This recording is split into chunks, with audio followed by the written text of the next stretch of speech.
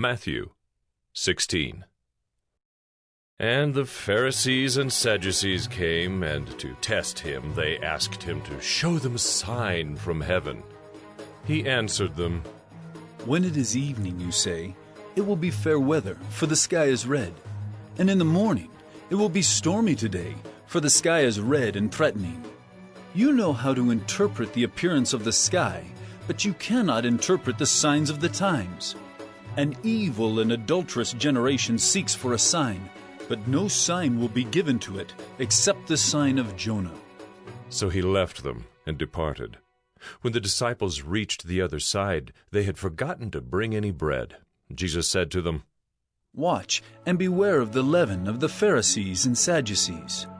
And they began discussing it among themselves, saying, We brought no bread. But Jesus, aware of this, said, O you of little faith, why are you discussing among yourselves the fact that you have no bread? Do you not yet perceive?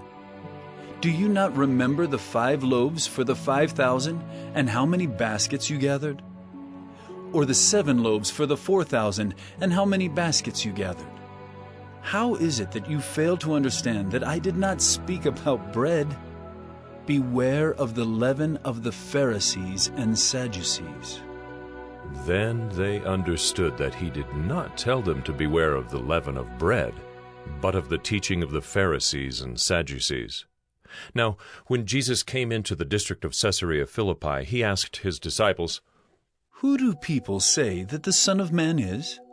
And they said, Some say John the Baptist, others say Elijah, And others Jeremiah, or one of the prophets. He said to them, But who do you say that I am?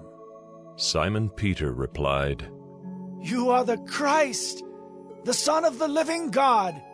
And Jesus answered him, Blessed are you, Simon Bar-Jonah, for flesh and blood has not revealed this to you, but my Father who is in heaven. And I tell you, you are Peter, and on this rock I will build my church, and the gates of hell shall not prevail against it. I will give you the keys of the kingdom of heaven, and whatever you bind on earth shall be bound in heaven, and whatever you loose on earth shall be loosed in heaven. Then he strictly charged the disciples to tell no one that he was the Christ. From that time Jesus began to show his disciples that he must go to Jerusalem and suffer many things from the elders and chief priests and scribes, and be killed, and on the 3rd day be raised.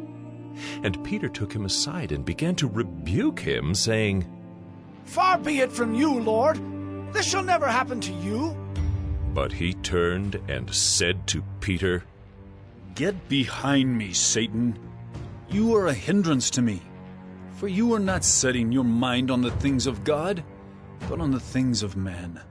Then Jesus told his disciples, If anyone would come after me, let him deny himself and take up his cross and follow me. For whoever would save his life will lose it, but whoever loses his life for my sake will find it. For what will it profit a man if he gains the whole world and forfeits his soul? Or what shall a man give in return for his soul?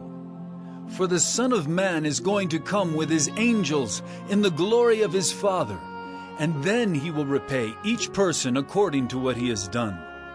Truly I say to you, there are some standing here who will not taste death until they see the Son of Man coming in his kingdom.